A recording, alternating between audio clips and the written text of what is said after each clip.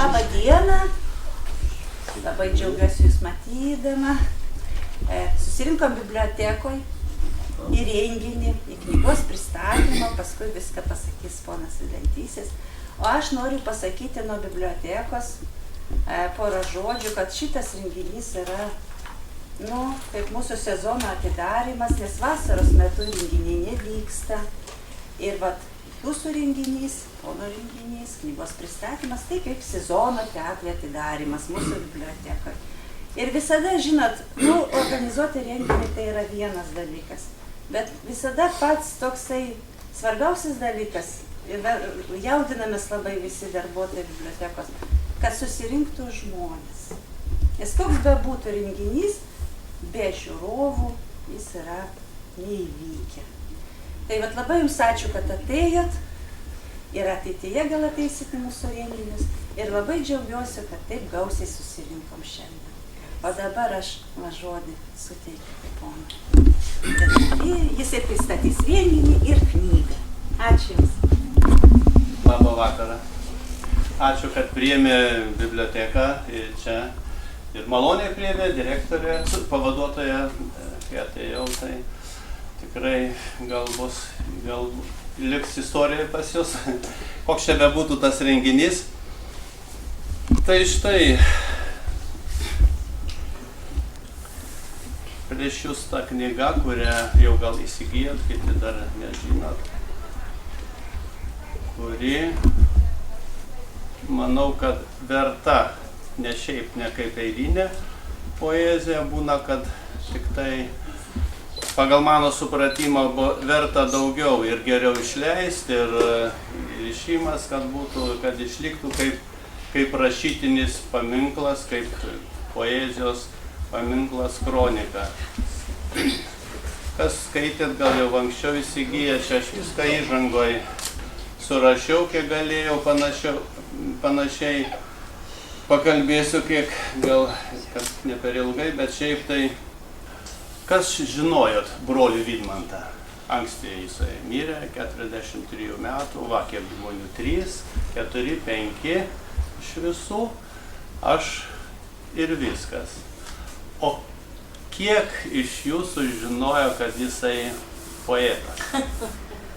Va. Tai vėliau sužinojau. Aha, viena. Iš tavęs, iš tavęs. Prieš kelis metus. Prieš kelis. Bet taip tai vaikščiojo tom gatvėm, jis dirbo Vilniuje apie 10 metų, šiaip Biržos, paskui čia Vilniuje, 79-80, tai jis atvyko pagal to laikų komjaunuoliškas statybas Vilnių statyti, jo labai daug ir poezijoje įrašyta, jo eilėraščios, kur kas statė, kiek statė, aš pagalvoju, kiek visur visko padarė per tuos metus. Ir vaikščiojo tojim gatvėm, visai netoliai daug metų gyveno Tuskulėnų gatvės gale. Ir dabar po tiek metų, po 30 daugiau, štai kalbam apie jį, prisimins, bendradarbis yra vienas ir bičiulė yra, kiek. Tai štai aš ir knygoje parašiau, kad tai neturi išlikti visai nežinoma, o kaip viskas, kaip atsitiko, kad šita knyga pasirodė. Žinojom, kas jie artimi, giminės ir draugai, kad jis rašo visą gyvenimą, rašė visą savo trumpą, prasmingą gyvenimą, iki 43 metų, nuo mokyklos laikų rašo ir niekur nespausdino. Jisai įkrovė, saugojo tą palikimą, keliasdešimt storų sovietinių, kas tais laikais pamena, tokių kartoniniais viršeliais stasiunių prirašė. Tai čia labai saugojo, brangino, vadinasi, jam buvo svarbi ta jo kūryba, nes tai sielos kūryba, dar pasakysiu apie tai nėra išdailinta, nespaudai rašė. Ir po mirties perdavė man jo bičiulė, Nijolė, kuri pašnekės ir atėjo, man atidavė viską. Tai aš nuo 95 metų šifravau, rašiau, iš tikrųjų buvo sunku, nes neįskaitoma, nes rašė ir darbe, ir paryčiui, jau švinta, o jis rašo vis. Jau laikas į darbą, o jis vis rašo. Rašo ir visą laiką rašė, nes tuo metu kompiuterių nebuvo, viskas. Palyginti tokia dailė rašysena, gale yra knygos įdėta jo rašysena, čia pavyzdžiai. Tobulino, viskas buvo rašoma ranka, jokius kompiuteriais, aišku. Taip kad maniau, kad ir iškart po mirties aš jau, kai gavau tą palikimą, dabar tai perdaviau, dukrai Dovilei. Perdaviau ir visą tą nusikopijau ir iš to šifravau nuo 95 metų dar spausdinimų mašinėlę. Tai galiu pasakyti, kad tik tai pusė, o dar pusė. Dar tiek, antra tiek. Čia stengiausi tą knygą sudėti nuotraukų, kuo daugiau, jo bendra klasės toks Eduardas Dutis biržėtiškai daug nuotraukų perdavė, ačiū jam. Ir jis pats fotografavo ir išliko ir aš iš jo išmokau fotografuoti. Trumpiau sakant, buvo brolis vyresnysis, man kaip pavyzdys daug. Ir jisai sklandė Biržų aviacijos klube, ir aš paskui jį sklandžiau. Ir jis universitete išvažiavo, ir aš mokytis išvažiavau, ir taip iš paskos visą laiką. Žinojau, kad rašė, bet nežinojau kokio lygio, nes jis taip kažką rašo, kai ką parodydavo, bet šiaip vis dėlto buvo paslaptis tokia. Nes tai buvo sielos rašymas, o ne kažkam nespauda, ne kažkam. Tai ilgai vargau su skiryba, ką daryti, ar palikti. Skiryba buvo chaotiška, taškai, kableliai, bet kaip, didžiosios, mažosios raidės. Tai kai tol, kol neperskaičiau literatūros kritiko Sventicko tokių žodžių, kad tai nėra grina poezija, reikia vis dėlto sutvarkyti.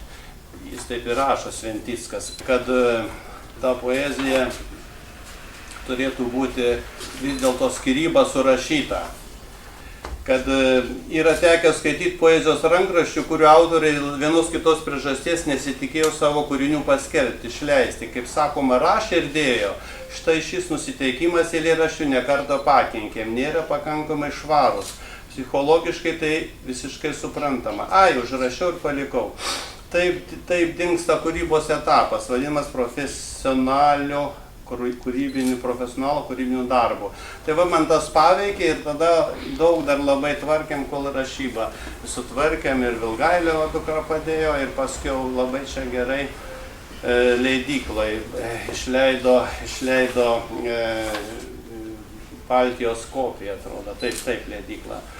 Ir viršelį kitokį norėjo, čia dailininkė pasiūlė visai tokį vykusį.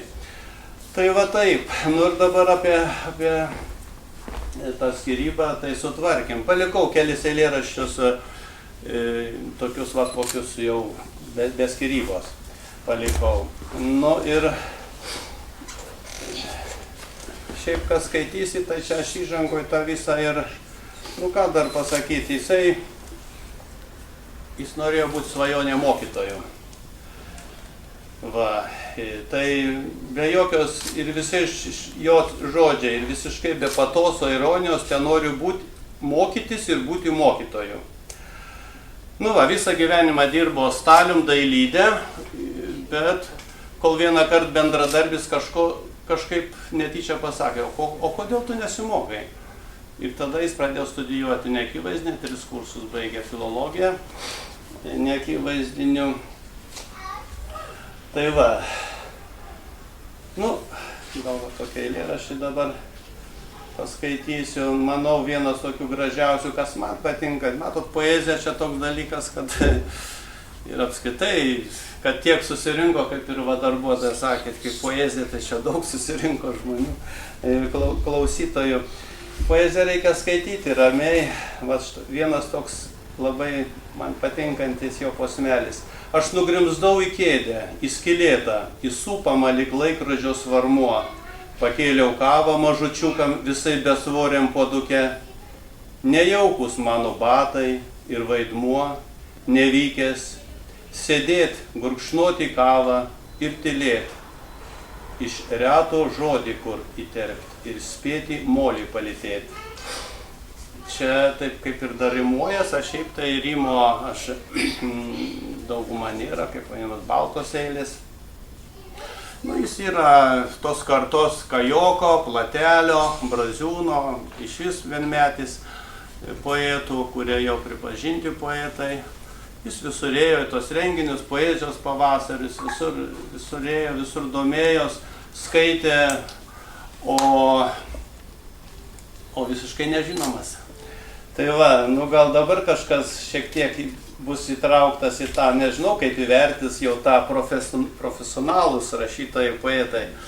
Biržos bus, iškart pasakysiu, rengsim gal spalio kažkur pradžioj. Dar derinam su biblioteka, bus kitas pristatymas. Tai jau ten Alį Balbierių gal pavyks pakviesti. Su rugpjūčiu baigęs naktį šiltos, blunka popierius ir laikas tas pamiltas, ir Vilnios šlaite klevai rudens jau skaito pirmus laiškus. Nors neįpusėjęs takas, nors vidurvasarį te matau tavajam laikrodį. Toks graudus, godus ir geras metas. Tai čia tos poezijos labai sunku buvo atrinkti, ką dėti. Dar iš tų perspausdintų jau kompiuterių dar atmečiau, dar kiek, kad kažkaip nei su ko pasitarti, kad kažkas gerai recenzuot, patartų, tai turėtų gerai būti perskaitęs irgi, o kas čia skaitys kalnai tų rankraščių, tų visko. Tai va, gal jau kitą, jeigu pavyks per gyvenimą išleis jau ne tokią grinai poeziją. Dabar čia 70 nuotraukų, čia įžanga, čia viską, kiek galėjau, o gal su tokia nuojot, o galgi nepavyks daugiau išleis, nu tai nors į vieną sudės. Buvo iš tikrųjų gabus, jeigu šiaip net atskirą tokį parašiau kalbininkas. Nu, manyčiau, kaip ir poliglotas. Gabus labai kalbom, aš visiškai priešingai tiek tikrai negabus, o jis gabus ir kalba, aišku, užsienio anglų pagrindinė ir mokykloje, nuo rusų sovietinė armija mokėjo, lenkų išmoko, laikraščiai spauda tuometiniai iš lenkų ėjo pas mus žurnalai, knygos skaitė lenkiškai. Kiek kalbėjo, nežinau, nebuvo labai kalbėti gal su kuo, bet televizija lenkų. Paskiau vokiečių mūsų giminaitė, močiutės iš tetės pusės vokiečių kalbos mokytoja Biržos buvo Šlekienė, mokėsi vokiečių. Paskiau tarnavo estiškai, Vengrijoje tarnavo sovietinė armija vengriškai ir jau studijuodamas ispaniškai radau rašomą, laisvai kalbėjo esperantiškai, paskui esperantiškai ir aš važiavau į stovyklas esperantų mokas, tikrai laisvai kalbėjo esperantiškai, kadangi buvo stovyklos ir dabar ta veikla yra. Tai vat paskui jį esperanto labai mėgo, paskiau kokios dar kalbos. Čekų radau, kad jisai, nu ir kas įdomiausia, net arabų visokių kalbų, jau studijuodamas. Trumpai sakant, žmogus, kuris jam kalbos buvo mėgiamos, artimos ir jau po atgimimo, po 90 metų pavydėjo, kurie ten greit lėkė užsienius į Angliją visur dirbti. O, kad aš taip radau vienam, čia nedėjau, kad man taip išvažiavus, va, kažkaip su tokiu pavydu ten, nu jau užsienį kažkokią. Tais laikais jokios užsienius, tik tais Vengrijoje, kur tarnavo. Buvo laikas jam labai svarbus. Laikas, kaip čia rašė viename eilėraštyje, pinigų gali dar neturėti, bet būt laimingas, gali daug ko neturėti, bet laiko nesugrąžinsi. Ta nuojauta, tas čia yra nemažai apie tai rašyta, kaip suskirstydavo laiką, kuo daugiau išmokti, kuo daugiau kalbų, kažką nuveikti, kažką perskaityti. Va. Sulaukęs 28 konkretina gyvenimo veiklos mokymosi tikslus. Jo citata, o taip įsiropštus į 28-uosius gyvybingai reikalinga specializacija, juolab sostinėje. Antraip nespėjimą užgoš neviltis, nesėkmės, apatija, neaugniai vaikai tvankumoje, apsiribosim, bent tariamai. Buitis, minimalus komfortas, tiek, kiek reikia palaikyti pastoviai dušės discipliną, sportas, turizmas, kiek diletantiškai, bet reikia įspūdžiam, emocijom kaupti. šeimą papildyti. Knygos, tik tos, kurios neišvengiamos, kurių pasigendama. Foto, kino, kiek reikalauja šeimos kronika, bei dūšios protrukiai išsilieja priešdieniai. Kalba, kiek būtina suprasti literatūrinį meninį tekstą plačiaja prasme. Beje, skaitė originalą, nes kaip ir poezija, žinot, poezija verstinė, tai jau ne poezija. Tai jau nebe tas, tai yra kaip ir naujas kūrinys. O jis originalą skaitė, aišku, ir angliškai, ir Vitmeną, jis sakydavo, nu, čia jau tą jau mėgstama, paskui lenkiškai skaitė. Skaitė daug, gal aišku, nebuvo su kuo kalbėti, bet ir vokiškai, ir tą poeziją stengiasi originalą skaityti. Va, darbas tiesioginis, kad netektų savęs gėdytis, bei patirties visapusės karjerą. Ir rašliava, ir mokymasis kasdien, rašyti. Tai va dabar toks eilėraštis. Rašyk ir rašyk, ašaromis per skruostą, per nuoskaudą, drėgnais pirštais, per vakardienos laikrodžių atmintį, spigliuotą vielą, rašyk ir rašyk, karštais delnais, per sausą smėlį, pykčio dykumoj, paniekintas už aistrą nekasdienę. Mylėt medžius, nenutilėt į akis karčius žodžius, rašyk ir rašyk, pirštų lange, sniegų lauke, neviltį ir negalę, šalčių apglėbk arba atstumk, rašyk savam laike.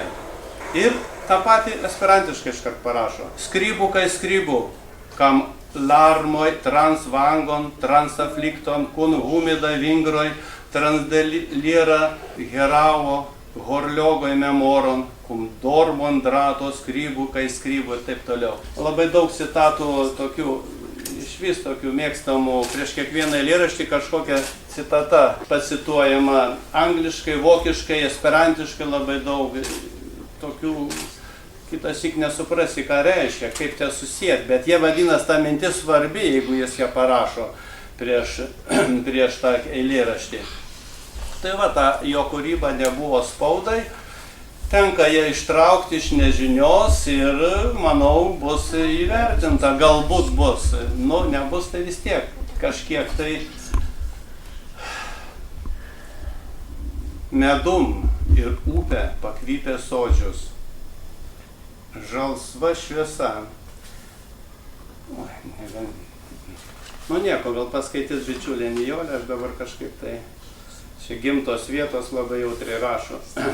Nuo tų jautrių atsitrauks. Kodėl stengiausi išleisti kuo geresnę knygą? Įrišimas, viršelis, kad būtų, kaip čia sakė vat, Jonas, gerai išleista. O todėl, kad štai ką jis rašo. Gal čia pokrypis į bibliomaniją. Nutvėręs knygą visų pirma dūmoju, įvertiniu dailininko triūsą, poligrafinę kokybę, titulinį lapą ar nuo pabaigos perskaitau.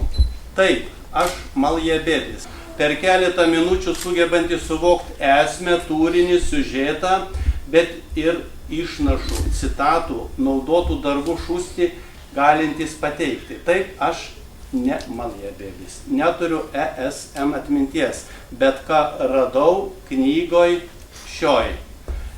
Tokią knygą naują nusipirko, geltonryšė, kieto kardono, piešinys, spiritistų skirtinys su saulė vidury ir zodiako ženklais aplinkui. Čia sovietmetis, aišku, kurie metai. Tituliniam atvarai įdomiausia statistika. Vidanė Švartė, Noelod 100 000 egzempliorių. Autorius nieko nesako, nieko neprimena, bet ketvirtasis leidimas, 100 000 tiražas. Net Lenkijos mastai tai jau ne juokai. Perverčiu visą, iliustracijos nepernelyg patrauklios, kiek grubokai suprimityvintos, atsitiktinė frazė kita ir jau žinia apie ką šnekėta. Verčiu nuo pirmo galo įkimbu, įknimbu, pakol neužverčiu paskutinio lapo. Užverčiu ir padedu į šalį. Doliai, dukrai bus kaip augs. Tai ta poligrafija jam buvo svarbu, tik nusipirkęs pradeda žiūrėti kaip ką. Tai va stengiausi, kad ir jam būtų tokia, įsivaizduoju, kaip jis dabar vartytų savo knygą. Laikas, apie laiką dar labai neištardamas, kiek jau valandų. Taip. Kad dar pašnekės, dar bent porą tikrai prisimins draugų yra. Ir tai va, skaudu, kad nieko nebus. Skauda, kad knygos nėra, į kurias surašytum, kasdienoj netilpa. Laiko pavydžiu, dienos, valandos. Be pinigų gali džiaugsmingas būti, be laiko niekados. Ir iš kur ta stiprybė, iš kur ta jėga, mergaitė be laiko užmiršo, kad būna, kad liūdna, lietus, šlapdriba. Kas vertas dėmesio? Akies, kas šiurkštų dienos luobą be palies, kas rauda, klebina duris iš paskos, ar vėjas be užklis. Poeziją reikia, aišku, susikaupt, skaityti, nežinau, gal dabar dar perskaitysiu, čia taip gražiai parašyti. Medum ir upė pakvypę sodžius, žalsva šviesa, išsuktos pradalgių riekės ant rasto rytinių, dūlantis bičių spiečius. Šuliny skaidrus unduo, geriam šala dantis. Dripso šunelis juodas nuskendęs kaitros gelmėj, iš lėto darbų ruoša, lėta vyrų šneka, kaskart daugėja raukšlių. Močiutė jų pėsvingi parimo, kerpėje tilto rastai, drobinė rankšraščiai vėjuje taškos, ištroškus gira ant stalo, asoti bičių kvapas, nuvargu žemė, šilta, debesio apsikloti, išsiilgus, kažko nepaprasto galima glėbin suimti. Porpatro esperantiškai tėvui. Ir lotyniškai citatos ištisai, sakau, čia smagaus vargo versti esperantiškai. Čia padėjo beje užsklandą išversti Degėsis esperantininkas, keliom kalbom stengiaus vokiškai, angliškai, esperantiškai. Sūnus Vykintas padėjo versti. Ir šiaip tos, o kita jau galinėtis man pačiam su esperantiška vertimu, nes netai paprasta. Vis dėlto išversti poeziją, kaip sakoma, apskritai neverčiama, tai yra jau kitas kūrinys. Porpatro. Kasdien kelias dulka, kasdien laukų plotis.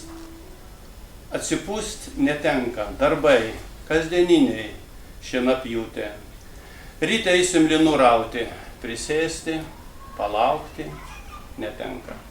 Paskui pamiegosim, paskui nubalus laukams, paskui vėl netenka, skliaustelius neteks. Gal ten pailsėsim už sunkios metalinės kapinių tvoros. Nereikia, nereikia. Nebus paskui, paklausyk. Juk sunku, netikėtai baugu, nusvyra galva, rankos ledėja ir staiga, ne paskui, kažkada, o dabar sustoja širdis. Akis skausmo užpiltos, bėda ir nėra kam stiklinės vandens paduoti. Visą laik nelyja ir per džiūvę laukai jau nelyja, nelyja, nelyja. Kasdien aušra viena, kasdien ta pati, ne paskui, gal neteks, o dabar truputį sustok, atsigerk iš pakrypusio šulinio gyvo vandens. Mano buvęs bendradarbis, irgi poetas išleidęs knygutę, filologas, beje, poetų Radzevičiaus, Dirgėlos bendrakursis, Bronius Kašelionis, pakviečiau, pasakė, kažko panašiai, jis ką tik perskaitė į jo tą kūrybą į Kalanavičiaus kažkur turi. Gal buvo uždaras žmogus. Šiaip mėgo kompaniją labai. Jų bendradarbis pasakys tikrai, jis mėgo kompaniją. Bet visas rašymas, literatūra, tai buvo viduj, kuri liko raštus, kurios, kaip sakiau, brangino ir perdavė. Ir tai šito, kurio mes, kaip sakoma, kad buvo poetas, aš jį vadinu poetu, ir tai yra ne šiaip, ir taip vadinu visą tą kūrybą, jo gyvenimo kroniką, gyvenimo poeziją, nu tokia vat jinai.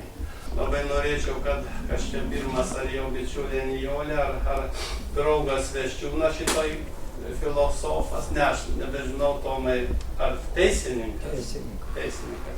Bet vis tiek artimi draugai, sielos draugai, vienmečiai, dabartinė 70-mečių karta, kurio draugaudavo ir išsikalbėdavo, čia dabar greit nerasiu, yra gal 5 kartus Tomas minimas, nu, o šiaip jau jo, kaip viena pagrindinių herojų, tai jau draugė, bičiulė, Nijolė mokytoja, vienu metu pripažinta Vilniuje geriausia lietuvių kalbos literatūros mokytoja, tai jo čia dvasia artima ir čia daug skiriama jai. Tai nežinau, kas pirmas, ar Tomas, ar gal ar Nijolė. Labas vakaras. Žinot, aš pažiūrėk, Vaidai, kaip ir tu žiūriu, ar ne tie patys bus. Tikrai esu pasiruošusi temomis, kaip mokytoja, kokie čia temos ir kaip čia. Bet pamačiau Vladą, bendradarbį, Tomą, jo geriausią draugą, jūs visus čia. Ir man noriu kalbėti apie ką kitą. Ta prasme rodau, kad esu pasiruošusi. Ir daug ruošiausi. Tačiau noriu pasakyti apie tą, Voldis, kai pradėjo apie tą, kas mes prigimti, kuo mes galėjom būti ir kaip gyvenimas įmeta, ar pareiga, ar nuodėmė, ar nuopolis, ar manoma kaltė. Tai aš šioje istorijoje esu Vidmanto gyvenime nuo 70-ųjų metų o jis mano gyvenime ir šiandien. Ir aš žinau, kad jisai labai džiaugiasi ir mane net sugraudino tas langės skelbimas. Ir jisai yra be galo dėkingas ir laimingas. Šiandieną šventė danguje. Aš labai tuo tikiu. O jau, kai jau ten susitiksim ir jūs įsitikinsit. Tai, na, žinot, visi šitoje istorijoje, tie visi veikėjai, net ir mes, bičiuliai nuo seno, turim skirtingas tikriausiai versijas, skirtingus požiūrius. Ir jeigu vienur aš buvau ir ieškodama mėlynosios paukštės, tai paskui didžioji nusidėjėlė. Ir ta amplitudė visada yra visokia skirtinga. Bet tikriausiai visiems nepaneigsit, jeigu aš jums dabar paklausčiau, ir jūs prisimintumėt ir sakyčiau, prisiminkit savo pirmąją meilę. Nu tai niekada nepamiršit. Nu niekada. Tegu gyvenimai kaip tik nori susiklosto, bet pamatai eiseną, pamatai ir Voldis dabar kalba ir aš atpažinau kai kuriuos judesius Vidmanto. Ir tos pirmosios meilės nepamirši. Ir įsivaizduokit, 70-ieji metai, aš iš provincijos, tik baigusi vidurinę mokyklą ir mes susitinkame esperantininkų žygyje, Palūšėje ir Vidmantas. Jis, žinokit, ten aš nedrasi, kukli ir galvojanti, kad aš ir negražiai apsirengusi. O Vidmantas jau tada su džinsais aukštas, jis esperantiškai kalba, deklamuoja. Nu kur jau čia man, iš provincijos mergeliai. Bet žinokit, taip jau atsitiko, kad mes rinkome laužui malkas ir naktį susitikom rinkdami malkas. Ir jo klausimas, pirmasis, žinokit, sako, mergaitė iš kur tu, švietė mėnesiena didžiulė ir sakau, iš Mėnulio, sako, aš kaip tik jos ieškojau tokios. Ir mes visą naktį sėdėjom žydinčiojo obely ir jisai skaitė eilėraščius. Visą naktį. O paskui jis išėjo kariuomenę ir prasidėjo laiškai. Visas kursas, aš jau tapau studentė ir visas kursas žinojo, laukdavom Vidmanto laiškų. Nes Vidmanto laiškus buvo galima skaityti, mes skaitėm kaip kūrinį, literatūrinį. Aš mamai skaitydavau jo laiškus, nes jau meilė buvo mano. Jūs neįsivaizduojat, kas darėsi ir kaip aš jo laukiau iš tos kariuomenės. Ir aš skaitau mamai, sako, bet vaikelis gi nieko apie tave nerašo. Nei kad jis pasilgo, ar kad jis jis rašo kūrinį.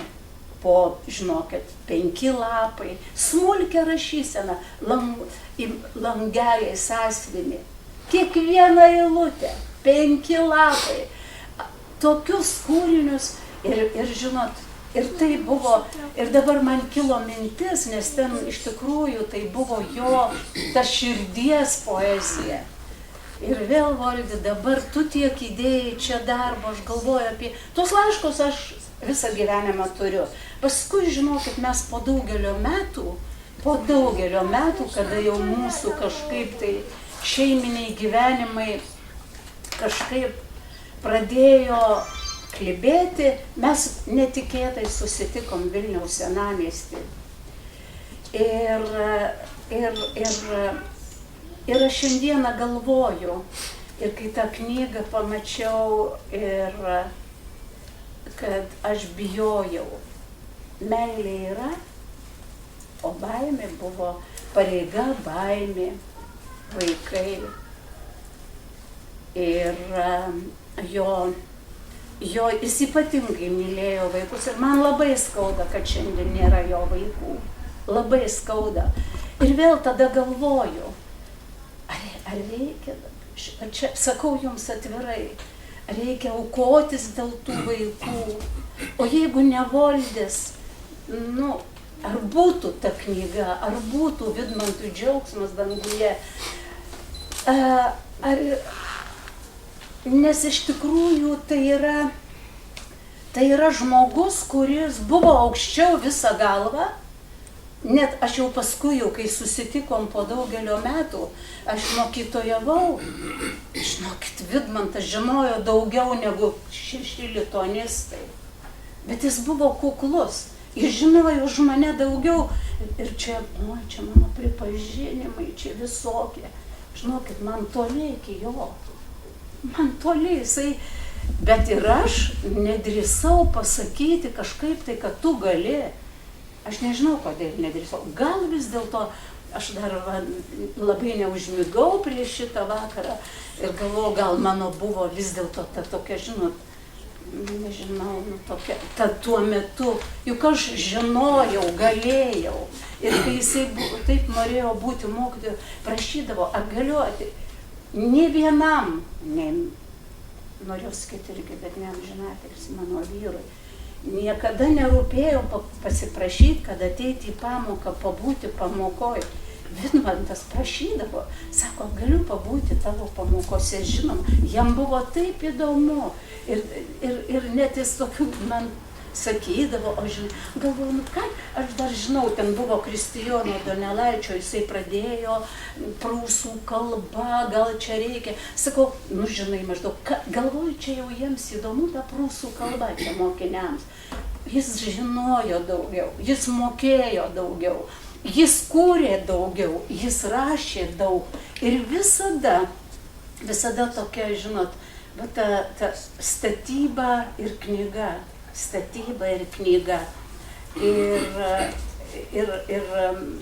vieną kartą aš jam padovanojau Parkerį auksinę plunksną.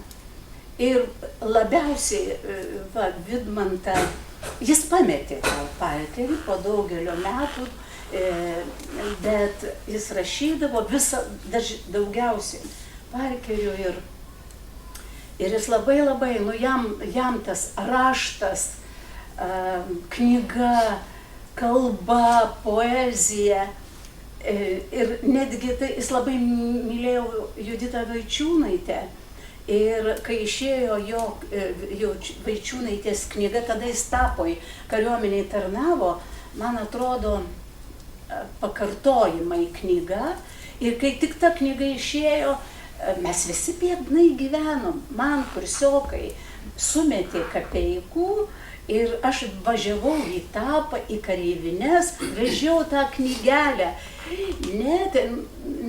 Ten nuotykiai buvo didžiausi ir, pavyzdžiui, aš atsimenu tą jausmą, kaip einu per kareivines su Juditos Vaičiūnaitės knygele, ieškau striužo, o visi kareiviai šaukia, dievačka, dievačka, kuda tai, čia žinokit, ir vėl, ir jis man, nes traukinys važiuoja į Taliną, o Tapoj sustojimas, ir laukė dvi kursiokės kartu, nes man nedrąsu labai stoti, kol traukinys grįžo, jau naktį važiuoja vėl į Vilnių. Ir Vidmantas mane palydėjęs, mes susiradom tokį apleistą traukinį. Žinokit, mes nebuvom pasipučiavę net, neskaitėme eilėraščių. 4 metai, žinai, ir taip. Ir mes skaitėm Vaičiūnaitę, jau aš ateinu įstoti, manęs tai jau ta draugė Ieva klausė, papučiavo. Sakau, ne, tai čia buvo poezija. Bet tai Nijolė, tai ko nesuprantu, kokia čia draugystė. Ir tokia ta draugystė. Ir jį visą laiką, kad nebūtų mano išpažintis, vad matote, kaip Blaškovs, jūs suprantat mane, kaip man sunku kalbėti, nes vieną kartą galima galvoti, kad aš saugojau jo sąsiuvinius, o kitą kartą galima užmėtyti akmenimis, bet aš dabar sakyčiau, kas iš jūsų be nuodėmės, tai meskit jau tą akmenį. Tai aš tik tai išskirsiu vis dėlto grįžtant prie knygos, prie laiko pojūtį. Ypatingai yra aštriai, yra jo buitis ir būtis. Labai aštriai. Visa aukščiau negu kiti žmonės suvokia būti, bet priverstas būti buityje. Turiu citatas, bet irgi gal neskaitysiu. Ir žinoma, tas rašymo ir knygos reikšmė jo gyvenime visą laiką iš tikrųjų. Ir iš to kylančios tos būties ir buities, netgi galvoju, tas man Mykolaičio Putino viršūnės ir gelmės, jis iš tikrųjų labai giliai buvo buity, turėjo būti ir labai sąžiningai joje buvo, bet buvo viršūnės kuriuose jis ir tada prasidėdavo kompleksai tarsi tokie.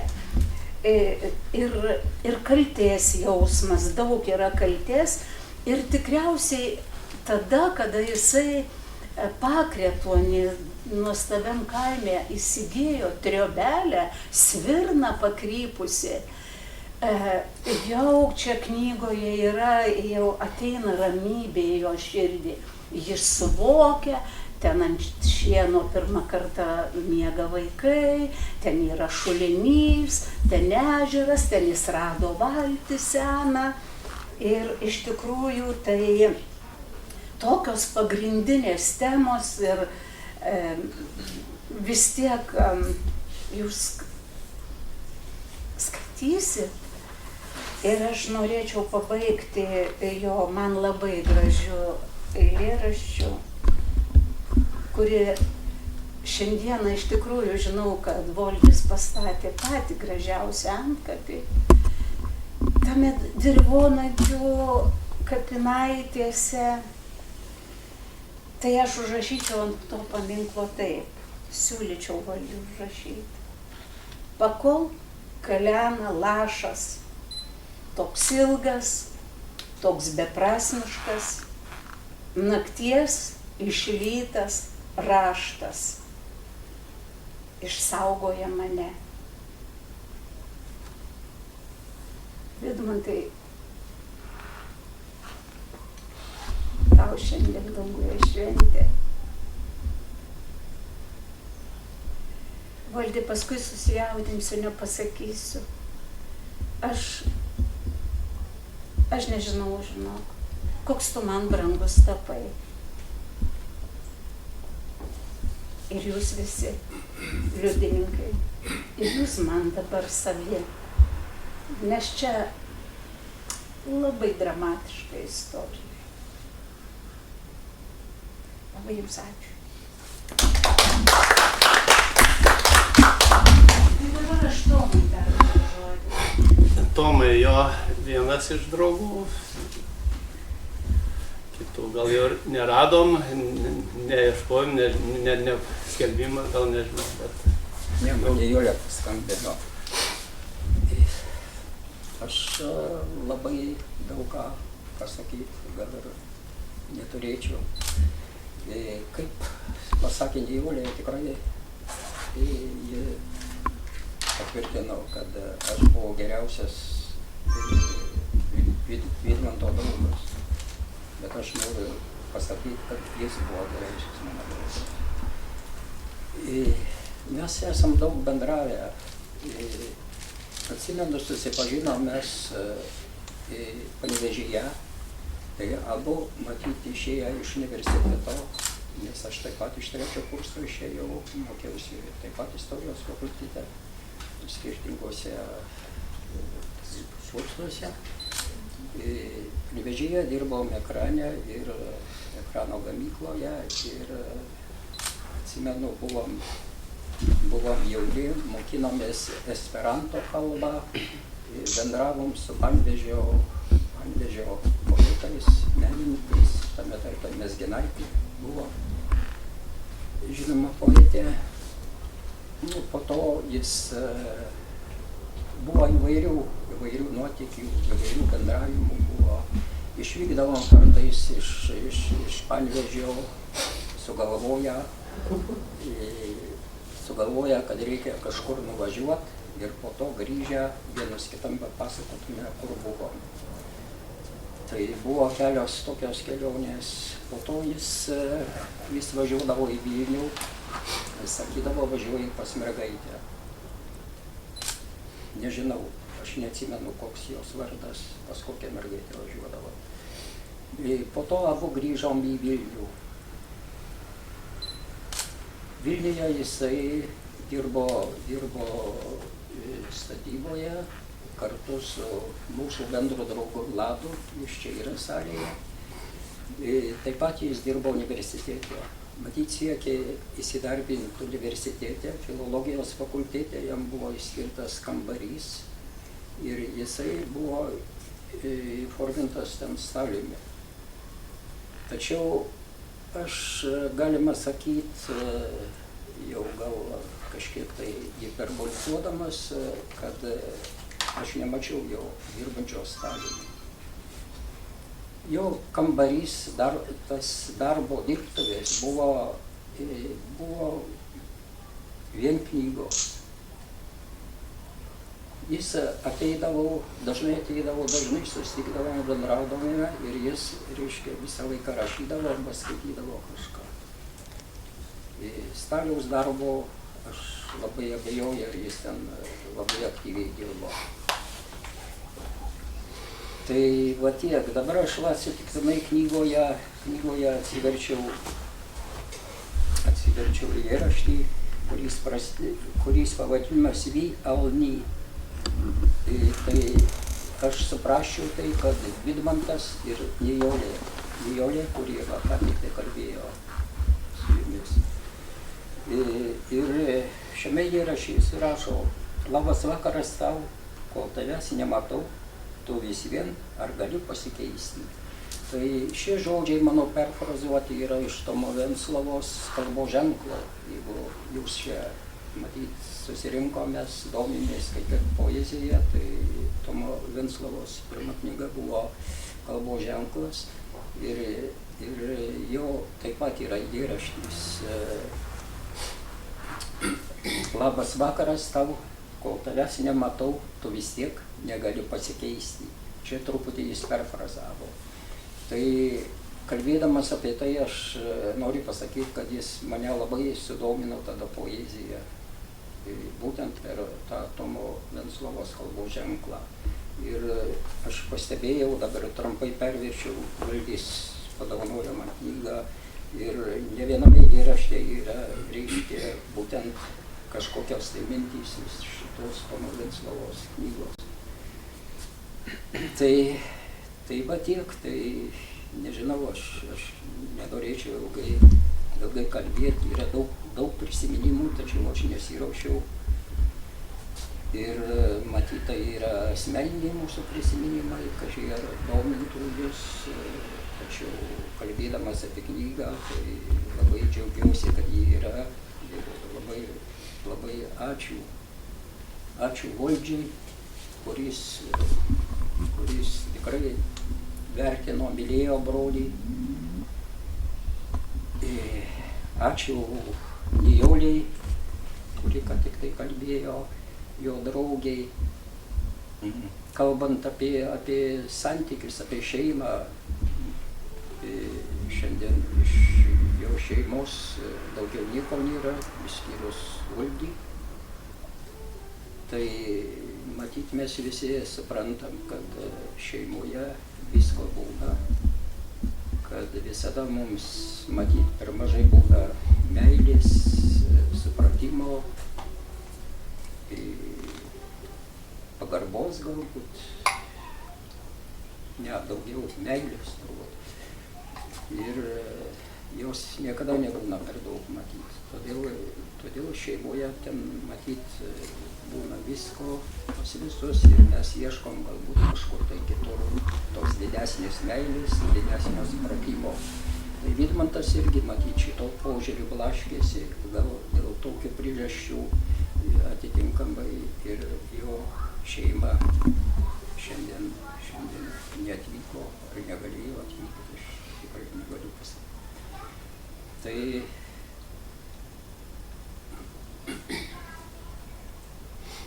Tai Vidmantas buvo geriausias mano draugas jaunystės.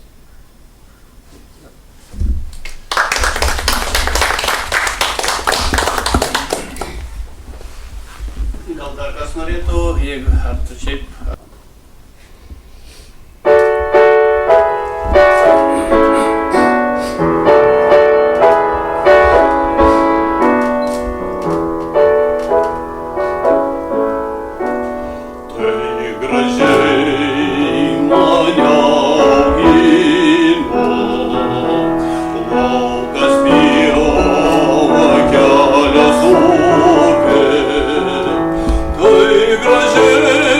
Gracias.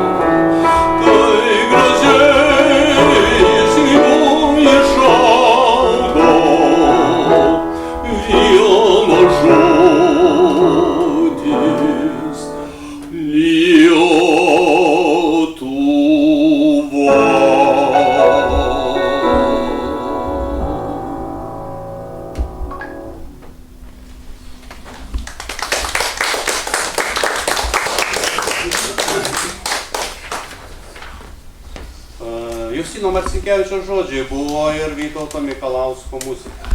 O dabar būtų mūsų rytas. Labai jautri daina, paskui pasakysiu, ką tai reiškia, o gal kai kas žino, mokytoja Nijolė mokytoja paaiškino, ką tai reiškia, bet dabar padainuosim pirmą. Atsiprašau, tai būtų Abariaus muzika ir Bradūno žodžiai.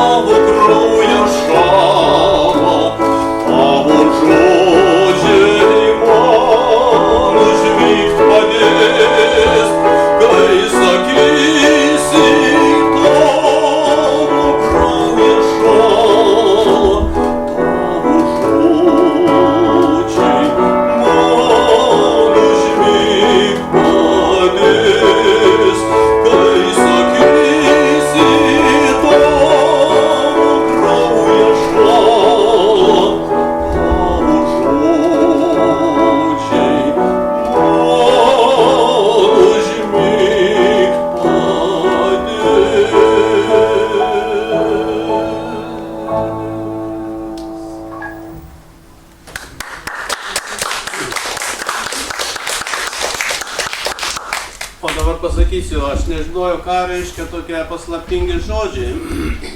Tavo kraujas šąla, tavo žodžiai man užmigt padės, čia aišku, aš pritaikiau, kad vat broliui tinka, knygos čia viskas. O pasirodo, mokytoja Aldona padėjo šifruoti šitą eilėraštį, Bradūnas rašė čia jo gyvenimas ir jis labai norėjo, kad nenumirtų pirmas, kad gyventų ilgiau ir tavo žodžiai man užmigt padės, kai sakysi tavo kraujas šąla. Tai vat pasirodo apie savo aprašė. Taip ir atsitiko, jis pirmas mylio į vėliau jo žmona. Tai čia tiek dėl to, bet manau broliui tiko gal šitas. Gal dabar dar padainuojam ir Biržų krašto dainą.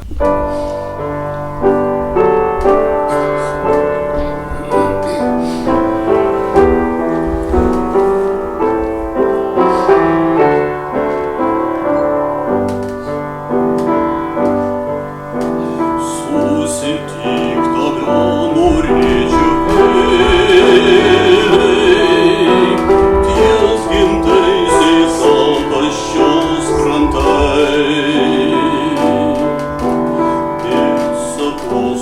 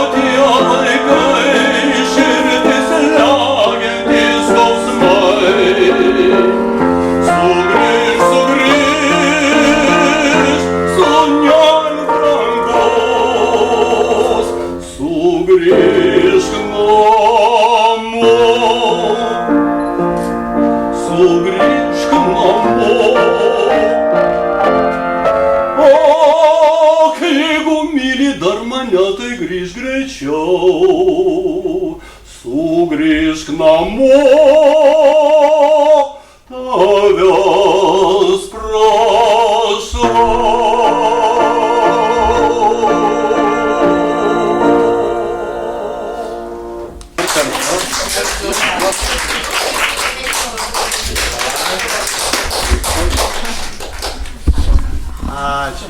daryti. Ačiū. Tai ir viskas. Tai aš irgi su gėlėm čia. O. Čia riešutai dideli, tokie išgliaudyti specialiai galvau, kad ne gėlės, nes jas gali nuvysti. Ir dar vieną kitą žodelį noriu prie to pratęsiant, kadangi čia broliui atminimas. Čia tiesiog gražus paminklas ir va, kiek Voldį pažįstu, jau kelis metus prieš tai, prieš 5 aš girdėjau, kad jisai vis kartais pasigirdavo, kad kažką daro, bet va, rezultatas čia ant stalo. Ir aš tik noriu padrąsinti gerbiamą Nijolę, kur sakė, dar ploštelį turi, reiškia, tų laiškų net iš kariuomenės, gal bus mintis. Visgi čia yra per asmenį jums vienaip atrodo, bet lietuvių kultūrai tas kareivėlio laiškas, kuri gali skaityti visą klasę, irgi gražus reiškinys. Aš tik galiu vieną iš savo biografinės tokį palyginimą. Mes būdami sovietinėje kariuomenėje naktį atsikėlę rašydavom laiškus. Pavyzdžiui, pas mane grafikas buvo parašyta, laukiu, reikia parašyti. 3 grafos, reiškia, būdavo. Ir aš stebėjausi, kaip mums užtekdavo to miego. Tai va, aš puikiai suprantu, reiškia, tą Valdo brolio, reiškia, va, tą rašymą. Tai tiesiog yra toks ryšys su gimtinė, su artimaisiais žmonėm. Ir tas, taip sakant, palengvina tą dalį jo buvusi. Tai čia vietoj gėlių, reiškia, riešutai negliaudyti. Čia kaip eilėraščius gliaudėjai, tai prašom, va, reiškia, irgi, va. Nu, ačiū labai to irgi. Mes esam bendrakursiai istorikai. Jo. Nes muitininkam net dainavom vieną kartą per kovo 11 kartų. Ai, nu pasiliečiam. Olgi, čia linkėjimai iš Biržų. Šitą dar paimsiu, o čia pasidarykit. O, čia mano pusseserė Renata. Ačiū labai, kad...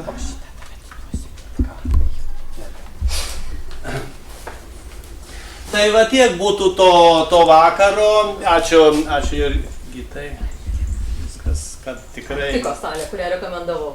Nu, norėjom filosofijos universitete, kadangi ten studijavo, dirbom, bet ten nepasisekė. Norėjom Maždo bibliotekoje renginį, bet ten vėlgi sudėtinga, sprendžia komisijos, ten neleist, pinigai mokėti kažkaip. O čia mielai priėmė ir viskas, mano, pasiūlė, kad čia muzikos persikėlė tą gaidų. Kaip? Tai va, tai atrodo, nežinau, kaip pavyko jums spręsti, nufilmavo, kas nebuvo, perduosim, kur nors sėdėsim ir visą kitą. Tai va, mano toks dar nežinau, aš nežinau, ar spėsiu, kaip pavyks.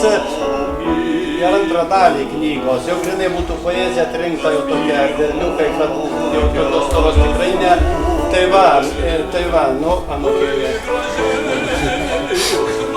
Gerai, tai ir tiek, tai ačiū, kad atsilankėt. Bendradarbiai, taip, mane pašnekėjo, kaip jūs ten ant stogų dirbdavot, šalot su broliu, kaip nepaskaičiau tokią eilėraštį vieną, kaip iš tikrųjų didžiulis kontrastas tarp buities, tos šalčio, rankos grumba, nepavalgęs, pietauja bendradarbio, jis rašo, nėra kada jie. Nu, va, tokių daug prisiminimų viską, kadangi, tai, va, dar kartą sakau, niekas jaučiau, kad neparašys to, taip ir liks nežinomybei, tai tegul sprendžia dabar visi, ar kiek vertas, ar ne, ir vis dėlto tegul toks pagerbimas, nors toks. Tai va tiek tada, ačiū.